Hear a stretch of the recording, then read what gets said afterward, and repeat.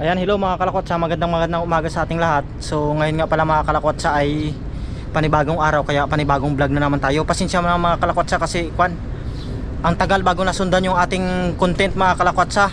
So ngayon nga pa mga kalakwatsa ay nandito tayo sa sa labas lang ng mall, dito sa gilid. Ayan, kung makikita nyo, ayun yung mall sa likod natin. So nagpaalam muna ako sa guard, hindi ko na binalik yung ID natin para para hindi na tayo maglilista mamaya. So dito lang tayo mga kalakwatsa makapag-video kasi ito lang yung view natin kasi wala tayong ibang mapuntahan mga kalakwatsa kasi hindi pa natin pwedeng ilayo yung motor. Hindi pa dumating yung ORCR natin. Ayan. So ngayon mga kalakwatsa, ang content pala natin ay yung mga hindi natin nagustuhan sa motor na ito na binili natin sa NMAX 155. So tara mga kalakwatsa, simulan na natin at samahan niyo ako. Let's go! So ayan mga kalakwatsa, tingnan nyo, wala pa siyang plate number. Tagal, motor trade dealer. Sa Yamaha mismo ako bumili mga kalakwatsa, pero motor trade dealer siya. Ayan. So sa Quezon City natin siya kinuha, sa Mindanao Ab, Quezon City.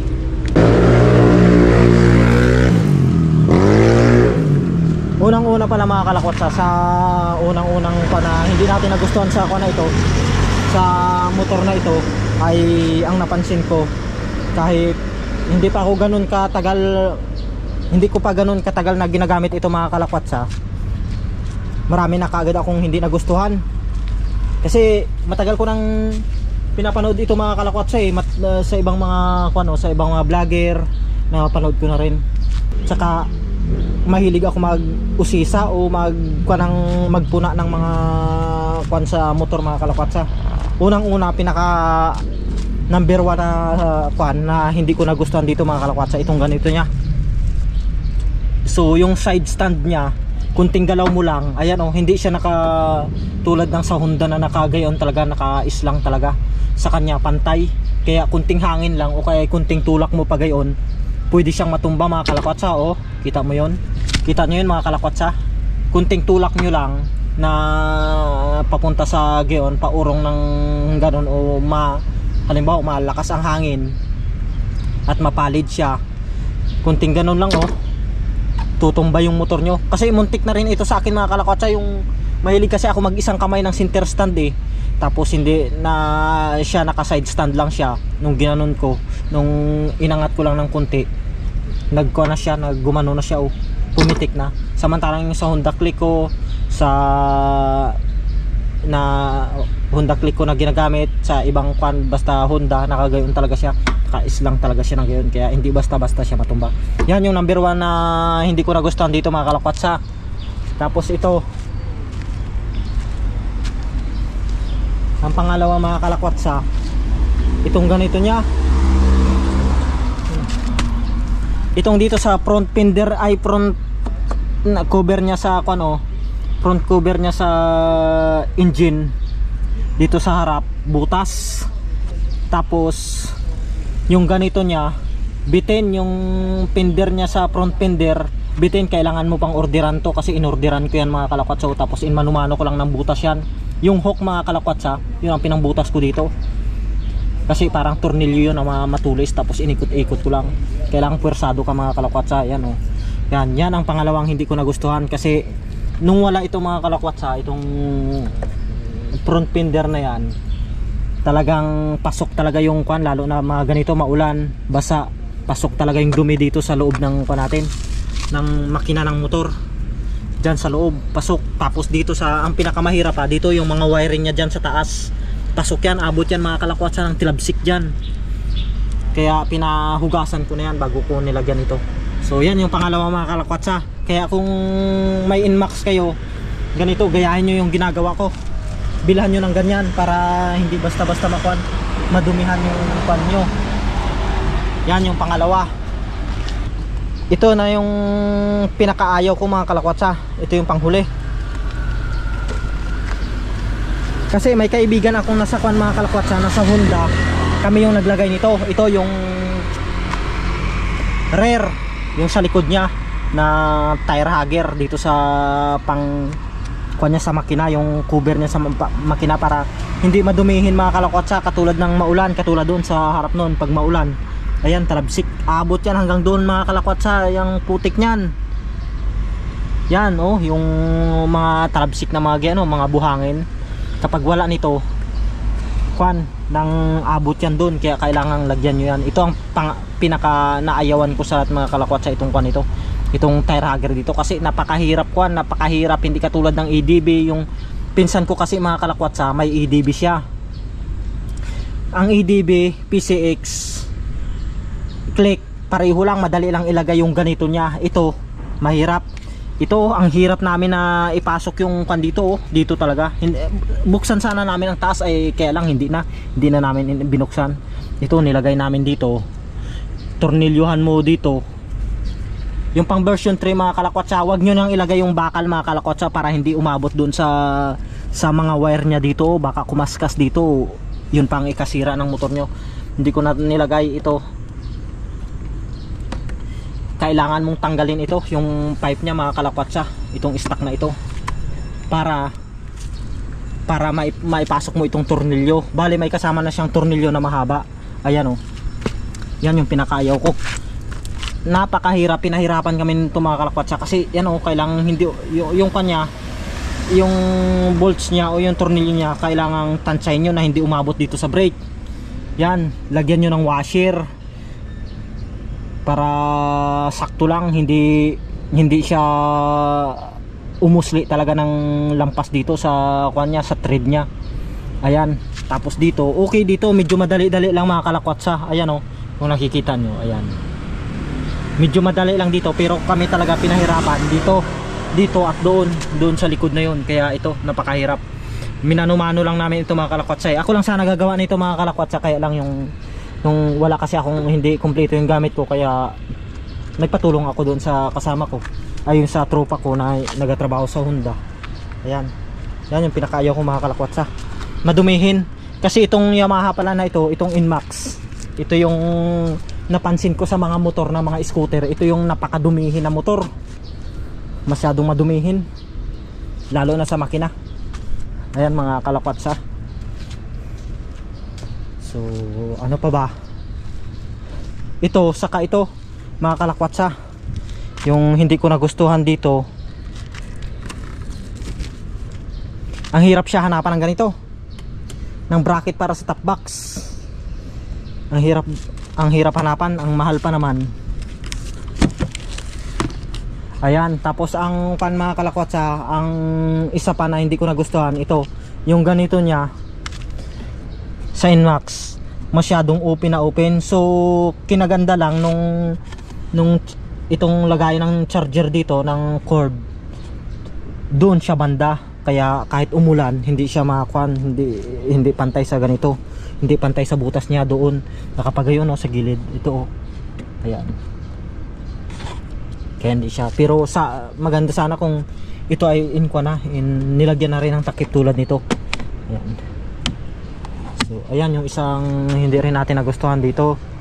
Tapos ayan, sa sunod mga kalakwatsa, abangan nyo na lang yung yung review natin sa performance nitong Inmax na 155, kasi hindi ko pa siya mapatakbo ng hindi ko pa natin change oil. Kasi ako mga kalakwatsa, bago ko ipatakbo ng 50 kph ang isang motor, 50 kph pataas, na change oil ko na siya, para kasi kapag hindi mo pa siya na change oil, yung mga alibaba niyan o yung parang buhangin na, kasi bago yung makina, medyo may mga buhangin kaya na bakal-bakal doon sa loob, hindi gagasgas doon sa mga pyesa niya sa loob.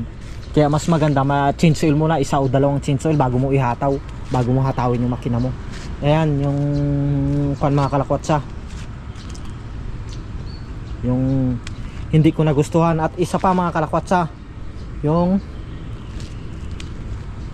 isa pang hindi ko nagustuhan dito, itong ganito niya mga kalakwatsa, yung ayan mga kalakwatsa oh, itong ganito niya, air filter niya, grabe ito mga kalakwatsa, magalaw ito. Ayan oh, yung mga naka-Inmax dyan, yung mga naka-Inmax, yung air filter ng Inmax nyo, okay, kahit Aerox siguro, magalaw talaga pag bago pa lang, yung stock pa lang ang kan mo. Kaya ang ginawa ko dyan mga kalakwatsa, bumili ako ng bolts. Ayan oh, silver siya, maganda, silver. Tapos yun doon sa ilalim, ayan oh, silver siya. Binilhan ko niyan, saktong-sakto yan dyan sa butas niya. Ito parang may kwan kasi yan, parang may butas siya na gayon na daanan talaga na kwan o ng ganito. Ito saktuhan siya, kaya medyo tumibay siya. Ayan o, medyo matibay na siya, matigas. Yung hindi ko pa talaga nilagyan yan, grabe ang galaw niyan. Ang galaw nitong air filter na ito, yung hindi ko pa nilagyan ng bolts na yan. Yan yung isang kwan ko, hindi nagustuhan dyan mga kalakotsa. Although dito naman sa kanya mga kalakotsa, center stand niya okay naman, wala naman akong kwan dito. Pero pag inaangat ko ng gayon in center stand ko, mahirap ipakita mga kalakotsa kasi kwan wala akong cameraman nung pinapatayo ko yan, parang hinihila yung makina niya, gumagano parang ito, parang may spring siya dito. Iwan ko kung saan, basta dito parang ito lang yung naaangat. Yun napansin ko lang doon mga kalakotsa. Ayan, puro. Hindi naman ako mahilig mag-upgrade mga kalakotsa. Upgrade lang ako, dadagdag, pero hindi ako nagbabawas, hindi ako nagtatanggal. Stock pa rin, lahat stock, katulad nung Honda Click ko. Lagyan ko lang ng ganito, board, ganyan. May ilalagay lang akong grip, screen protector sa mga ganyan. Pero yung sabihin na sa mga piyesa niya, mga plato, papalit ng bola, hindi ako ganun mga kalakotsa, kasi hindi naman ako mahilig sa racing. Gusto ko chill ride lang yung mga takbuhan ko. So ayan, so ang kwan naman mga kalakotsa, ang nagustuhan ko naman dito sa kwan, sa Inmax, kinaganda nito kwan na mga kalakotsa, ABS na ang brake nya, naka ABS na front and back, parehong ABS brake na siya, saka ABS. Ayan yan ang kagandahan sa Inmax.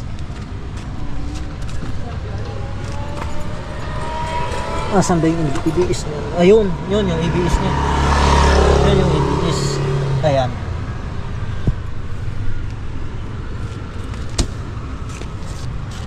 So ayan lang mga kalakotsa. Nasabi ko na yung mga hindi ko nagustuhan sa sa motor na ito, 155. So abangan nyo yung review natin. Kagandahan pa dito mga kalakotsa yung ganito niya sa version 2. Yun ang pagkakaiba ng version 2 at version 3. Yung headlight niya, yung signal light niya, sinama na dito, parang mas lalo na siyang pinaangas, pinagayaan na parang robot na galit. Tinanggal nila dito, di ba yung sa version 2 dito, tapos nilagay na dito nila, sinama na nila side light, kilay, tapos ito yata naka low, tapos height ay low beam, high beam siguro ito. Tapos yung ganito niya ganda yan, tapos pinaangas nga yung hitsura niya. Ayan, tsaka LED light na siya mga kalakotsa, lahat LED light na siya hanggang dito. Ito likod LED light, pati yung dito niya LED light na rin, yung sa light kwan ng plate number natin. Tapos itong ganito niya mga kalakotsa, yun sa panel niya, ginawa nila colored na rin. Ayan dati black and white lang, di ba? Ayan na siya, medyo umastig na siya ngayon. Ayan mga kalakotsa, tignan nyo yung tinakbo mga kalakotsa, 78 km pa lang. So ayan lang mga kalakotsa, hanggang dyan na lang. At nasabi ko na yung mga hindi natin nagustuhan sa Yamaha natin, Yamaha 155. So sa susunod mga kalakotsa, abangan nyo yung review natin sa kwan nito, sa performance nito, kasi hindi ko pa napapatakbo ng 50 kph pataas. So abangan nyo yung mga kalakotsa. At pasensya na rin kasi ang tagal ko maka-upload mga kalakotsa, ngayon lang ulit ako naka-upload. So ayan, hanggang dito na lang, at thanks for watching. See you sa next vlog. Sana lagi nyong tatandaan na God is good all the time. So ayan lang.